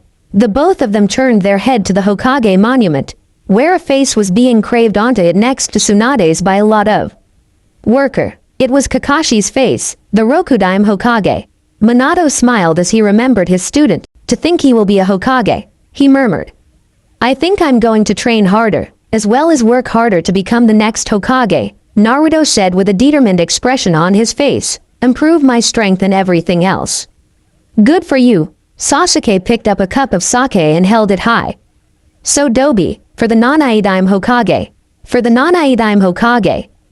Naruto also poured his cup full and touched it with Sasuke's. Naruto's spirits soared high and promised himself to catch a drink with Sasuke when all this is over. Thanks, brother, he added as an afterthought. Meanwhile, at Training Ground 44, the Forest of Death. What a weird name for a training ground, the god of wine commented. Yay, wonder what's in there. Monsters maybe, Aphrodite stated. Animals suddenly parted away when they felt an abnormal change in the air. An orb of electricity suddenly appeared from thin air and got bigger and bigger until it was the size of a small house, blue. Lightning cracked from the surface as the energy growing larger and larger, tearing away the large trees around it.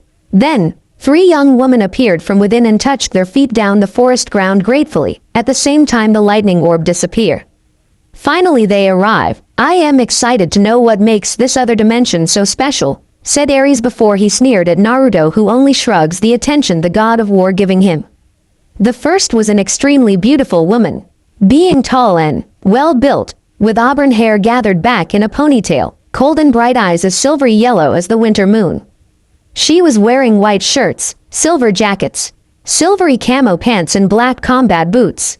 The woman also carrying a magic bow and arrows, with 2 hunting knives strapped to her waist.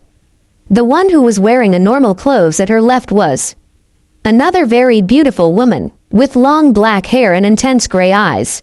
She was looking around the forest with interest eyes. "You brought your lieutenant with you?" Hermes asked. "I don't see why not," Artemis replied. The last young woman, who was wearing the same state of clothing as the auburn-haired girl, was a tall, graceful, and gorgeously beautiful young woman with dark brown eyes, a slightly upturned nose, copper-colored skin, and the silver circlet braided into the top of her long dark hair gave her the impression of a Persian princess. "This place, amazing," Athena said as she examining the gigantic tree. "Such nature." Zoe, the lieutenant of Artemis Hunt, said in amazement. "This place is amazing." She inhaled deeply. The air was fresh, the best air she ever breathed in. The gods were all awed at the sheer beauty of the place, as if it was a true paradise. Artemis, however, was so amazed that such purity of nature still exists. The goddess of Hunt grinned in satisfaction. "I guess the mission isn't bad after all." While the Hunt was staying at her palace at Camp Half-Blood, much to their shock and disappointment as well as disgust, Athena decided that it was best taking one more huntress with her, just in case they couldn't find Naruto where he should be, so Artemis decided to bring Zoe, her closest and best huntress, with them.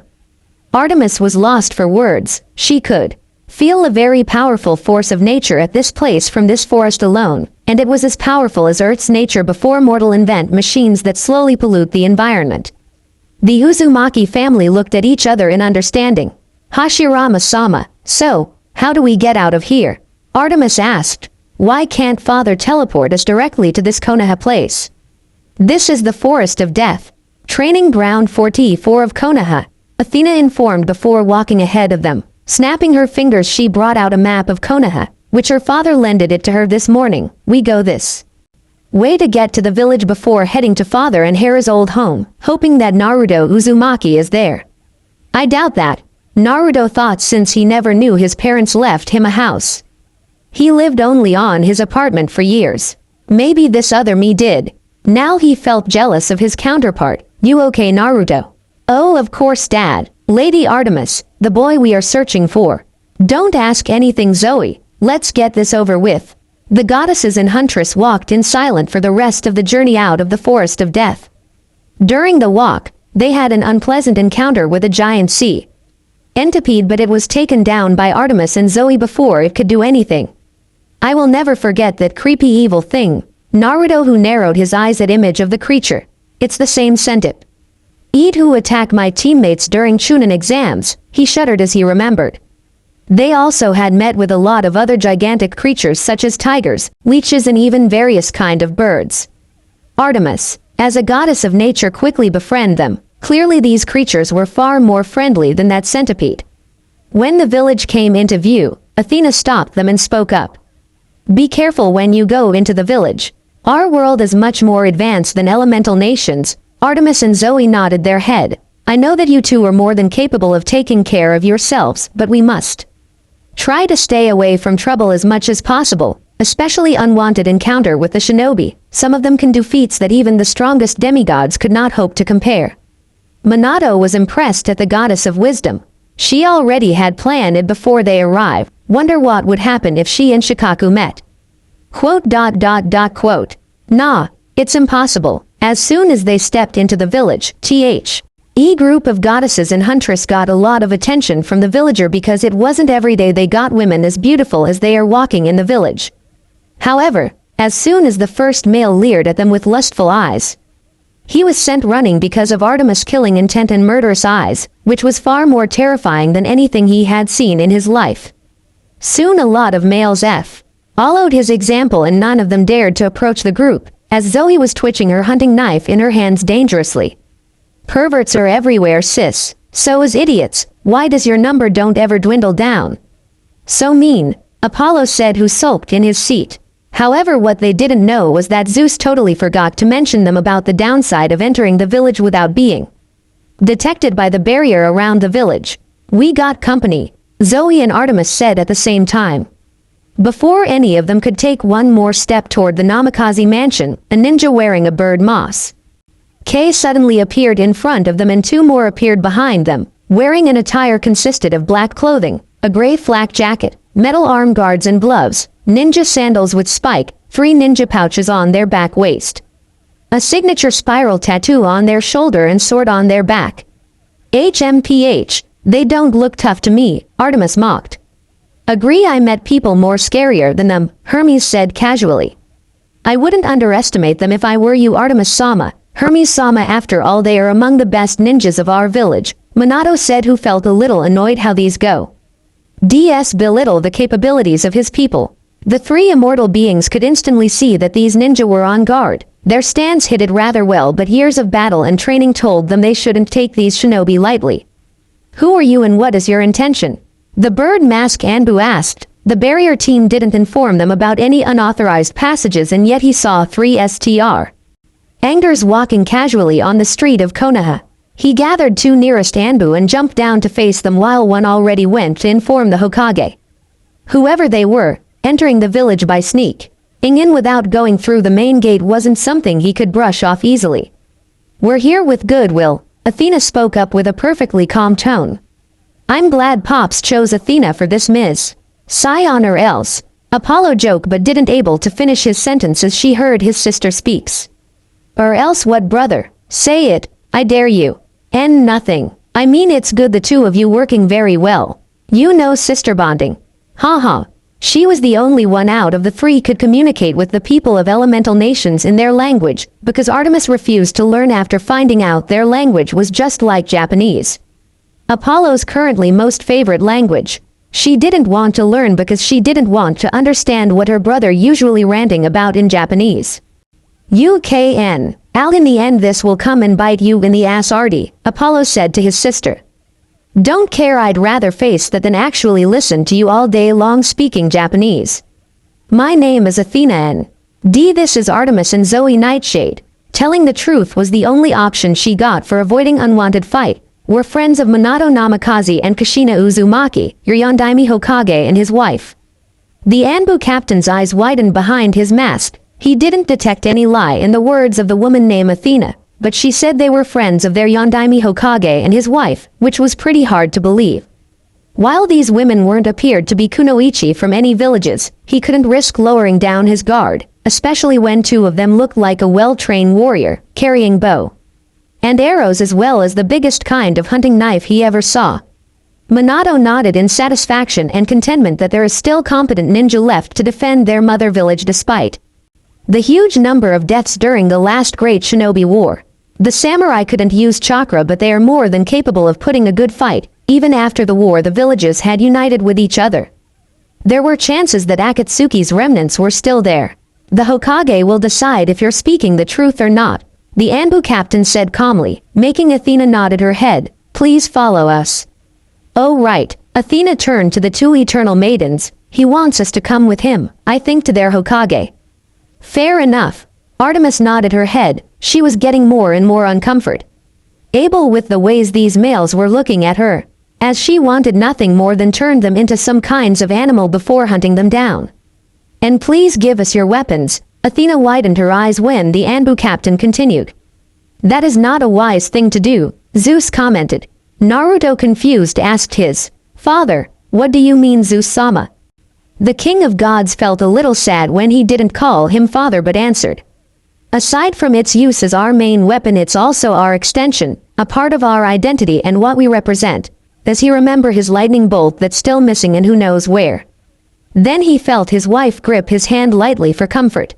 Poseidon felt horrible of how he mocked his brother earlier when thought he was only overreacting.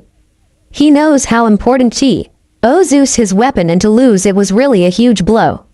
The god of sea promised himself that he will help on finding it. What did he just say? Lady Athena, like her mistress, she wanted to notch an arrow into her bow and shoot the male villagers to the place where the sun don't shine.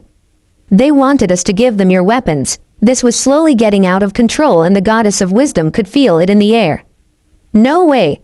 Artemis shook her head before glaring at the Anbu captain. Her cold shiver eyes made him take a few steps back in nervousness. There is no way I'm going to give my weapons to these Moor. But she stopped when suddenly, her eyes caught a glint of yellow went past her on top of the house at her right. Time seemed to slow down around Artemis as she slowly turned her eyes to her right and widened slightly when she saw the blonde they were searching for jumping from roof and roof with the speed that matched even her best huntresses. Athena looked at the former Hokage inquisitively. Do all shinobis capable of those? Minato was surprised at the sudden question but answered eventually. Yes, Athena-sama, it is one of the standard skills a ninja should learn at their young age. Quote, ...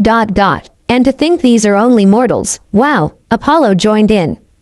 Who could have thought it was this easy? This mission would end in no time.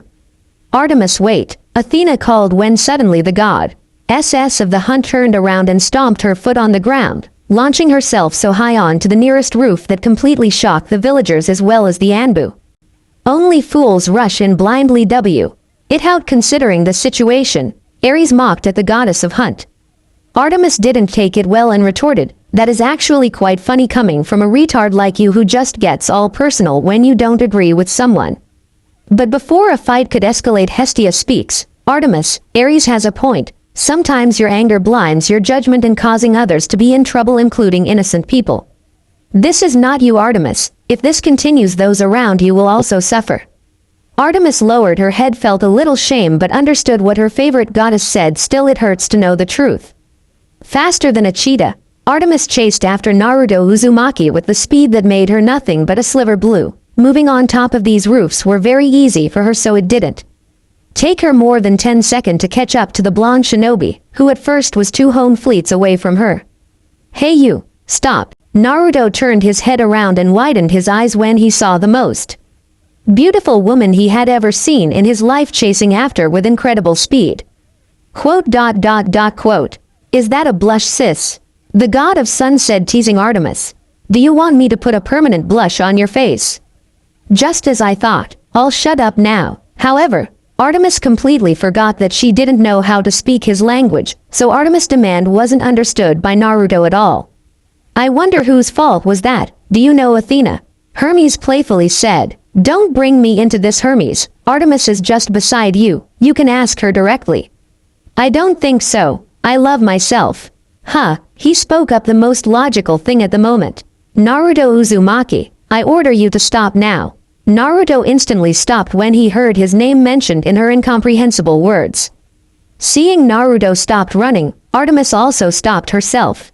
Now the only thing that stopped her from her mission was the gap between the 2-story houses they were standing on. At first glance, Naruto looked just like how he was during the battle against Kagaya, with most of his injuries healed and a few bandages on his face and body. However, because the right sleeves of his shirt was flying freely on the wind, it didn't talk. Artemis longed to realize his right arm was missing. Okay, this is where the conversation gets weird. Hermes chipped in. Who are you? He asked. Now, it was Artemis' change to not be able to understand what he said. But she once heard Apollo ask one of her huntress name in Japanese before being sent away by said huntress and the rest of the hunt in a barrage of silver arrows before, so she got a basic idea of what he was asking.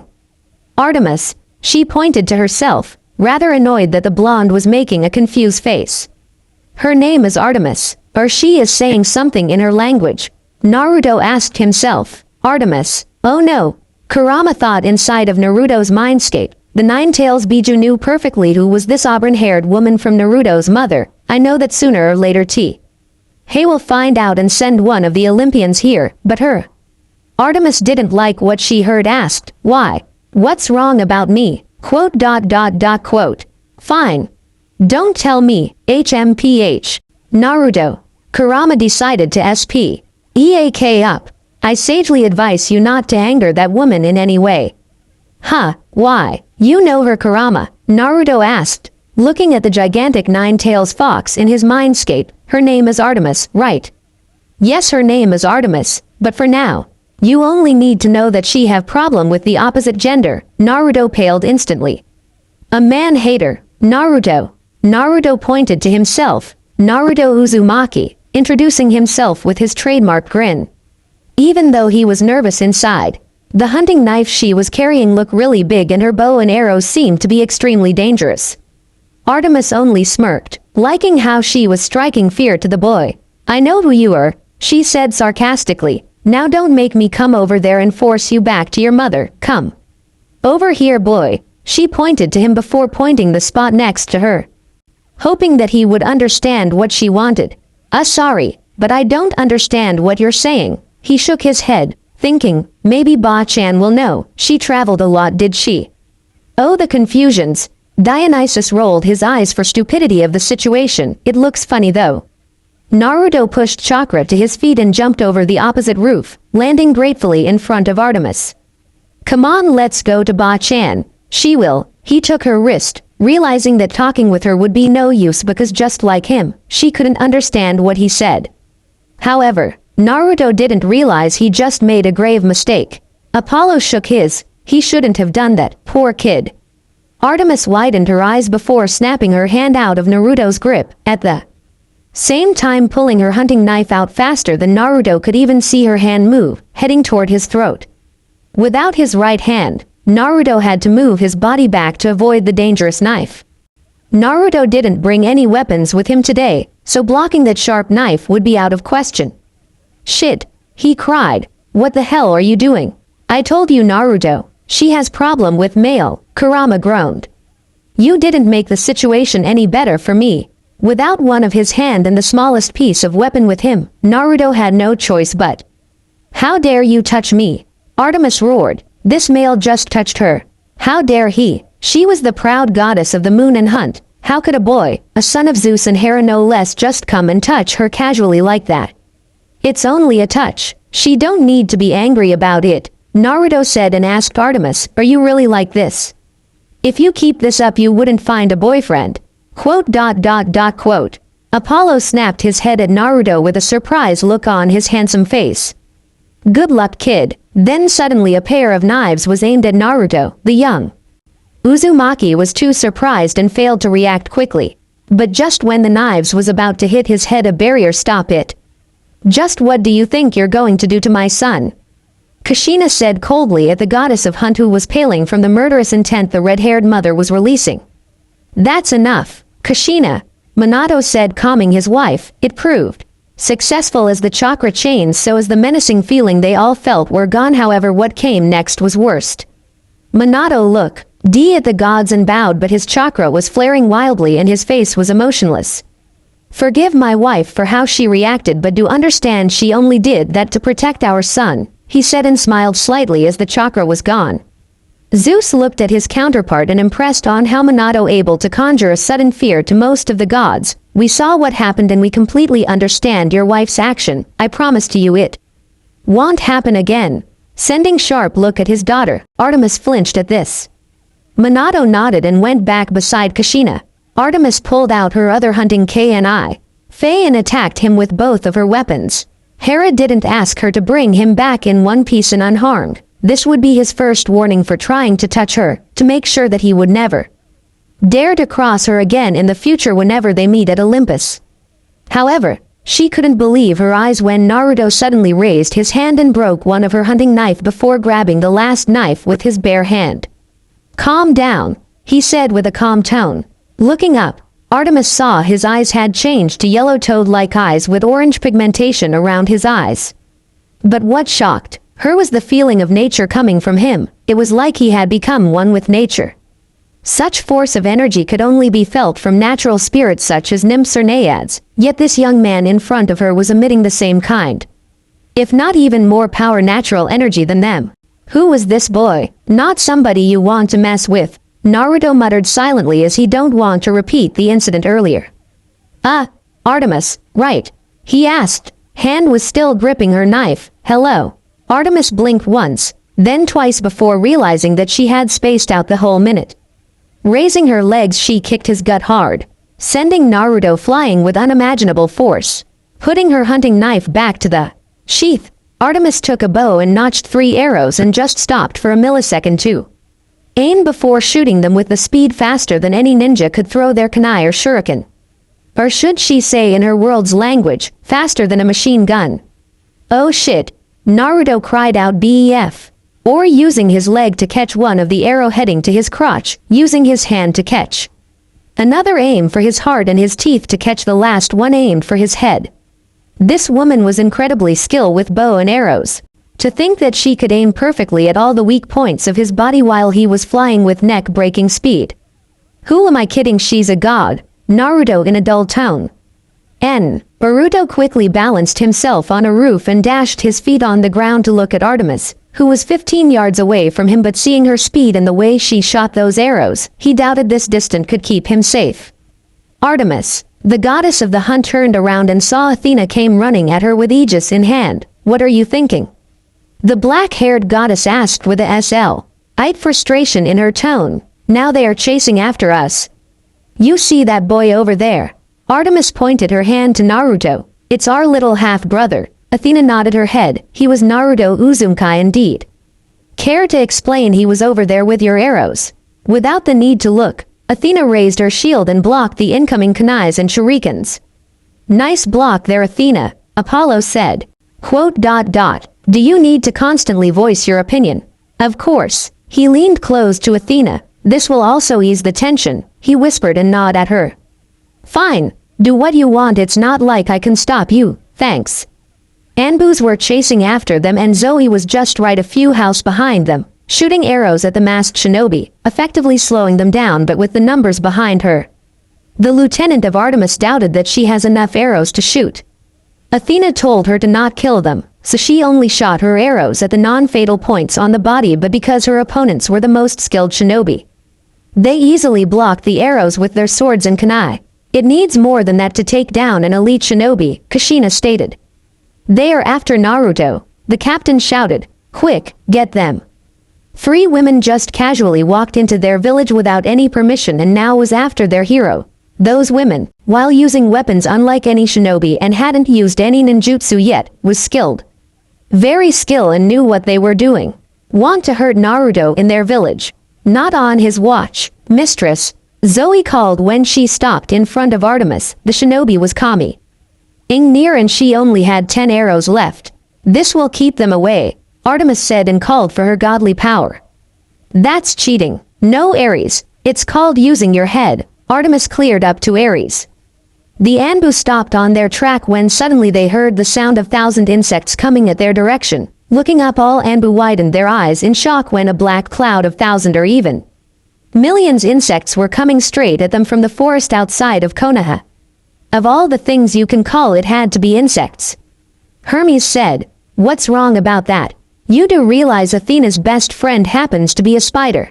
I am surprised I didn't see any of those 8-legged freaks.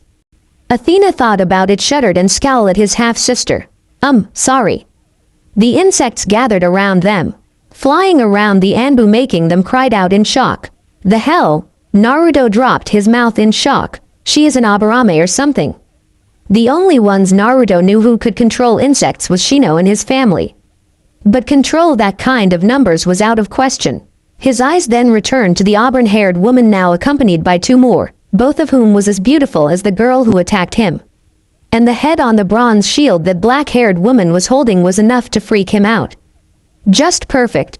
Naruto turned around, dropping all the arrows to the ground and started to run. I already got enough psychos. After me, I really don't need 3 more. The 2 goddesses looked sharply at Naruto. Psychos.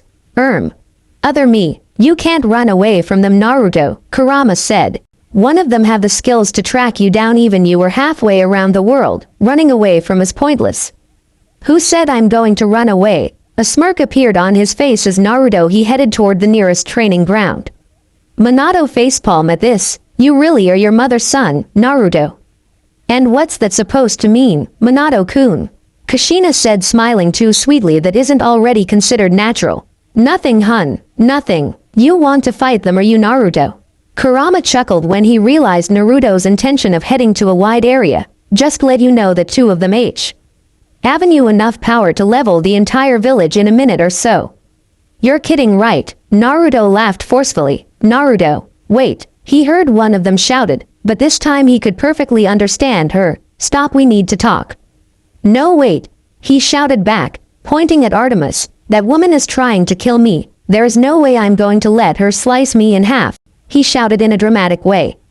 Yeah, I can clearly see who his father is, Athena sighed. His shouting face was ridiculous. He said he's not going to stop because you want to slice him in half. Kushina and Hera giggled at Athena's observation, couldn't help but agree. Their husbands like to sensationalize every possible situation they deemed fit to go dramatic. Told him that he don't stop now, I will make him suffer more than just being sliced in half. Artemis gritted her teeth and pulled out another arrows, ready to put it through the blonde head. Calm down, Artemis, we're not here to kill him. Athena shook her head. What did he do to anger you anyway? He touched me. Zoe's eyes turned cold and she saw red when she heard her mistress' words. Kushina's eyes twitched at that and looked sharply at Artemis. If any other than us heard it, they could have mistaken your words for something more worse. The way you said it was as if you were molested, and to tell you my son is not like that, she said sourly. Hera also glanced at He goddess of moon with a scowl on her face. Mom, that's enough. How dared he? Before Naruto could get to the training ground, an arrow flew past him, just missing his head for a few millimeters. Turning his head around to look, he saw the tiara-wearing girl suddenly launched herself forward even faster than the other two. Oh shit, her hunting knives were out and glinted dangerously in her NDS. Guessed I have no choice then. Naruto turned his eyes to the front and was about to call for Kurama's power when suddenly Naruto grinned. He knew his other self already won when he called for his partner. Then it struck him. His friend hasn't contacted since he got here. What's wrong, Kurama? Whispered to himself. Naruto, we know your parent. Athena shouted. Naruto immediately stopped with his eyes widened. Normally, it wasn't that uncommon for people to know about his parent, who were very famous. But for some reason, he got a feeling that when these women said they knew his parent, he had a totally different ideas than the other. You were dead. Naruto turned around just in time to use his hand to block the hunting knife, but since he was in sage mode, the knife shattered underneath his rock-hard skin, making Zoe widen her eyes in shock. That's Senin mode for you, Naruto said and smirked at Artemis. Not so tough, huh? He added. However, it took huge amount of effort for Artemis to not throw knives at the young Uzumaki. She didn't like how her best hunter had been easily defeated by mortal and a boy no less. You know my parent. What do you mean when you said you know my parent? He asked, pushing Zoe back with his strength, making a safe distance between her and him. Athena got down next to the huntress of Artemis and put her shield away, looking at Naruto with her stormy gray eyes. With just the first look she could tell a lot about this boy. Clearly he was unlike any of his full-blood brothers, especially a warmonger like Ares. In other words, a normal brother, right, Artemis? Aphrodite smirked. You say something, Seafoam. Whatever, prissy. But she was wondering why one of his arms was missing. Naruto. The Anbu appeared, surrounding around the area and ready for the worst situation. Zoe instantly returned to her full battle mode, already having an arrow ready with her, the string of her bow pulling back. It's all right, guys. Naruto held up his hand and said to reassure the Anbu captain and his team before turning back to Athena. Now, answer my question. Naruto, what do you know about your parent? Minato Namikaze and Kushina Uzumaki. They sacrificed their life to protect me, he said shortly, but enough to tell these women about his parent. Naruto sadly watched it when he felt an arms enveloped him and saw his parent smiling at him. Thanks, Mom. Dad. The truth is, Naruto, your parent, they are still alive, Athena declared, shocking the entire area, and they sent us here to bring you back to them. End of chapter 2. The end. Remember to subscribe and like this video. See you in the next video.